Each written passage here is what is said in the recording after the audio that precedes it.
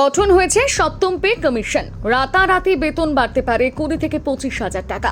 কত বাড়তে পারে বেতন? ডিএ নিয়ে কি হতে পারে? পেনশনভোগীরা কি অতিরিক্ত সুবিধা পাবেন? বকেয়া ডিএ বা অ্যারিয়ার্স কি মিলতে পারে? জানুন এই ভিডিওতে। প্রথমেই জানাবো বেতন কতটা বাড়তে পারে। সরকার এখনো চূড়ান্ত ফিটমেন্ট ফ্যাক্টর ঘোষণা করেনি, কিন্তু হিসেব অনুযায়ী ধরুন কোনো কর্মীর বর্তমান বেসিক পে 17,000 টাকা, আর এর ওপর যদি 2.0 ফিটমেন্ট ফ্যাক্টর প্রয়োগ হয় তাহলে তার বেসিক বেড়ে হতে পারে 34,000 টাকা। যদি ফিটমেন্ট ফ্যাক্টর হয় 2.25 তাহলে বেতন পৌঁছতে পারে প্রায় 38,250 টাকায়।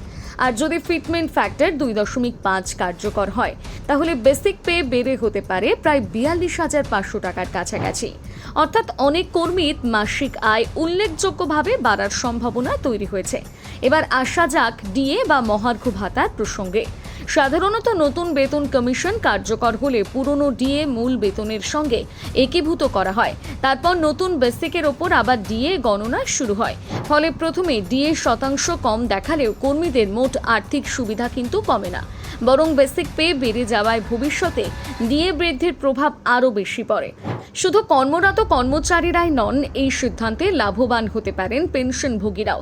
কারণ পুরনো পেনশন ব্যবস্থায় পেনশন সাধারণত শেষ প্রান্ত মূল বেতনের সঙ্গে যুক্ত থাকে। ফলে নতুন কমিশনের কারণে যদি বেতন কাঠামো সংশোধন হয় তাহলে বহু অবসরপ্রাপ্ত কর্মীর পেনশনও পুনর্নির্ধারিত হতে পারে। সেই সঙ্গে বাড়তে পারে ডিয়ারনেস রিলিফ বা ডিআর। অনেক পেনশনভোগীর মতে মূল্য বৃদ্ধির এই সময়ে এমন সিদ্ধান্ত তাদের আর্থিক নিরাপত্তা আরও শক্তিশালী করবে। এবার আসা যাক আরেকটি বহুল আলোচিত বিষয়, অ্যারিয়ার্স বা বকেয়া।